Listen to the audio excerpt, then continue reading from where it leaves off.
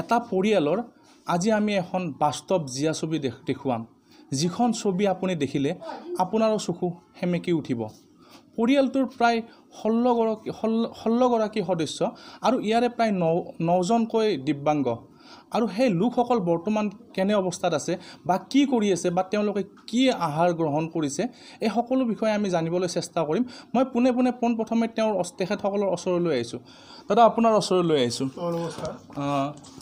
কি ক'ব আপুনি, আপোনাৰ পৰিয়াল কেনেকুৱাকৈ চলিছে? মোৰ পৰিয়াল বৰডেকাৰ ল'ৰা ছোৱালী 4জন, তেওঁ 2জন নেদেখা। মোৰ ল'ৰা ছোৱালী 4জন, 3জন নেদেখা।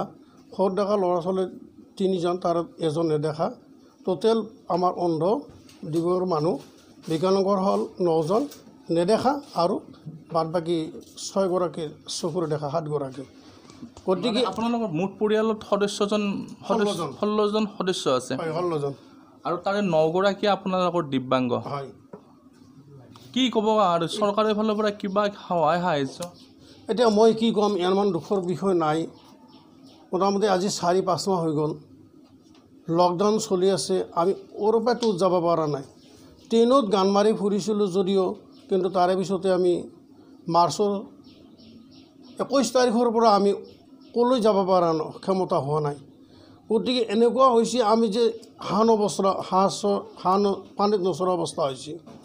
ইয়াই আমি আৰু কি ক'ম আপোনালোকক, দুখৰ বিষয়। কিন্তু আমাক এতিয়ালৈকে কোনো মানুহৰ পৰা, কোনো চৰকাৰৰ পৰা সহায় 1 টকা পোৱা হোৱা নাই। মই পুনৰবাৰ দৰ্শকসকলৰ জ্ঞাতাৰ্থে জনাম যে এখেতসকলৰ যি যাদুকৰী কণ্ঠ, সেই কণ্ঠই আচলতে প্ৰতিজন ৰেল যাত্ৰীৰে আচলতে তেওঁলোকৰ মন মগজু মুগ্ধ কৰি তুলি আহিছে। কিন্তু যোৱা কিছু মাহ ধৰি তেওঁলোকে যিহেতু ৰেল যাতায়াত বন্ধ হৈ আছে বা ৰেল চলাচল বন্ধ হৈ আছে, তাৰে পৰিপ্ৰেক্ষিতত এই পৰিয়ালটো বৰ্তমান গৃহৰ ভিতৰতে আবদ্ধ হৈ আছে। মন্ত্ৰী চন্দ্ৰমোহন পাটোৱাৰীৰ সমষ্টিৰ অন্তৰ্গত এইসকল লোক, এই পৰিয়ালটো, কিন্তু কোনো ধৰণৰ চৰকাৰীভাৱে সহায় সাহায্য এই পৰিয়ালটোৱে পোৱা নাই। লগতে এই পৰিয়ালটোৱে অকল নহয়, এই গাঁওখনৰ কোনো লোকে আচলতে চৰকাৰী সাহায্য লাভ কৰা নাই। কিন্তু তথাপিও এই লোকসকল কেনেধৰণে খোৱা বোৱা কৰি আছে বা কেনেধৰণে তেওঁলোকৰ দিন অতিবাহিত কৰি আছে, এই ক্ষেত্ৰত মন্ত্ৰীগৰাকীয়েও কোনো ধৰণৰ গুৰুত্ব প্ৰদান কৰি অহা নাই বুলি তেওঁলোকে অভিযোগ কৰিছে। কিন্তু মই পোনপ্ৰথমে তেওঁলোকৰ পৰা কিছু কথা জানিব বিচাৰিম। তাৰ পূৰ্বে মই আপোনালোকৰ কণ্ঠৰে এটা গান শুনিবলৈ বিচাৰিছোঁ। দয়াৰ সাগৰ প্ৰভু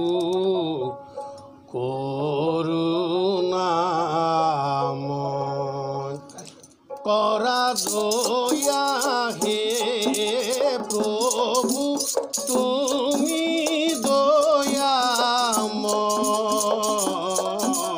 দয়াৰ সাগৰ প্ৰভু কৰুণাময়,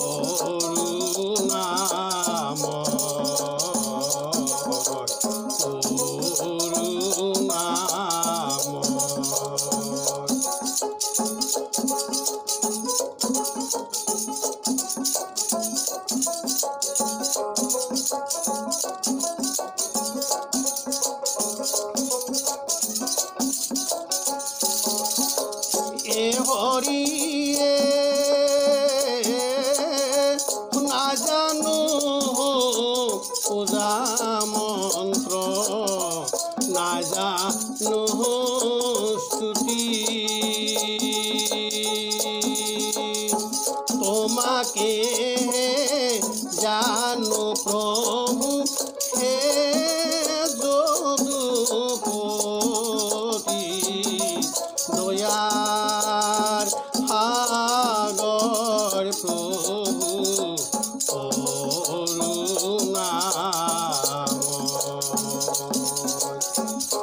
হ'ব দাদা। হেৰি, এই আছিলে মানে এখেতসকলৰ এই যাদুকৰী কণ্ঠ, যিটো কণ্ঠত আচলতে সকলোৱে আচলতে মুগ্ধ হৈ পৰে। কিন্তু এনে অৱস্থাত বৰ্তমান এই লকডাউনৰ সময়ছোৱাত এখেতসকলৰ হাঁহ নচৰা অৱস্থা হৈছে। আৰু মই পোনে আপোনাৰ ওচৰলৈ আহিছোঁ দাদা। যিটো আপোনালোকৰ মন্ত্ৰী আছে বৰ্তমান চন্দ্ৰমোহন পাটোৱাৰী, তেখেতৰ ভূমিকা আচলতে কি? চন্দ্ৰমোহন পাটোৱাৰী মোটামুটি 1985 চনৰ পৰা তেওঁ এজন মন্ত্ৰী হৈ আছে।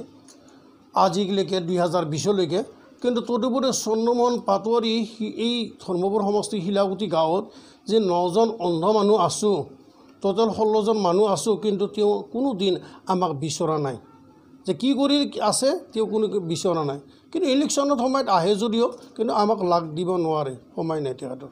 আৰু ঘৰ দুৱাৰ পাইছে নে কিবা? আমি ঘৰ পাইছিলোঁ 2000 এটা ঘৰ পাইছিলোঁ মই 11 চনত, 1911 চনত, 2011 চন। ঘৰটো পাইছিলে কোনে কোনে পাইছিলে ঘৰ? মই পাইছোঁ এটা ঘৰ, বৰডেকা পাইছোঁ এটা ঘৰ, আৰু সৰুডেকা পাইছোঁ এটা ঘৰ। তাৰে পিছত একোৱেই পোৱা নাই চৰকাৰী? একোৱেই নাই আমাৰ। কেতিয়াবা সুধিছিলে নে পাটোৱাৰীক সুধিছিলে নে কেতিয়াবা? তেওঁ লাগালে নিদিয়ে, তেওঁতো লকডাউন নাই, যেতিয়াৰ পৰা লকডাউন হৈছে তেওঁতো সিমাই গমেই পোৱা নাই ক'ত আছে ক'ত নাই, আমিতো গমেই পোৱা নাই। বৰ্তমান যি খোৱা লোৱাৰ ব্যৱস্থা ক'ৰ পৰা কৰি আছে? এতিয়া মোটামুটি অলপ চাউল পাওঁ চৰকাৰৰ সেই কাৰ্ডৰ পৰা, তাৰপিছত আৰু একো নাই, চাউল গতাদি কেতিয়াবা কচুত থোৱা ফেমিলি বিচাৰি আনে। আৰু আজিতো চাহ খাইছোঁ, নিমখ চাহ, 200 বিঘা আটাৰ গুড়া ভাজি খাইছোঁ। বাকী খোৱা লোৱাৰ কোনো ধৰণৰ একো সাহাৰ্য পোৱা নাই? ক'ৰবাই পোৱা নাই মই, আমি 3জন ভাই ক'ৰবাই পোৱা হোৱা নাই। অতি দুখ আৰু পৰিতাপৰ বিষয় এইটোৱেই যে যিটো সমষ্টিত এগৰাকী মন্ত্ৰীয়ে প্ৰতিনিধিত্ব কৰি আছে, তেনে সমষ্টিৰ 3গৰাকী অন্ধ লোকে, আচলতে পৰিয়ালটোত প্ৰায় 16গৰাকী সদস্য, মই পুনৰবাৰ কৈছোঁ, আৰু তাৰে 9জনেই দিব্যাংগ। আৰু সেই পৰিয়ালটো বৰ্তমান এই লকডাউনৰ সময়ছোৱাত অনাহাৰে দিন কটাব লগা হৈছে। এই সময়ত জিলা প্ৰশাসনেই হওক বা চৰকাৰী যিসকল প্ৰতিনিধিয়ে হওক কেনেধৰণৰ ব্যৱস্থা গ্ৰহণ কৰিব, সেয়া পৰৱৰ্তী সময়ত নিশ্চয় লক্ষণীয় হ'ব।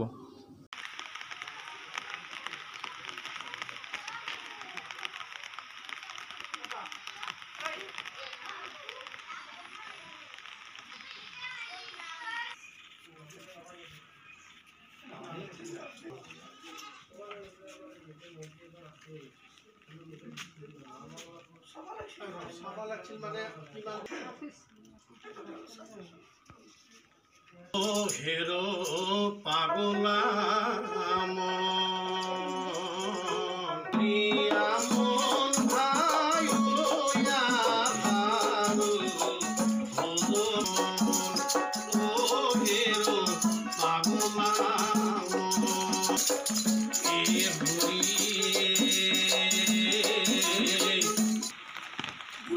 আচ্ছা নিৰ্দিষ্ট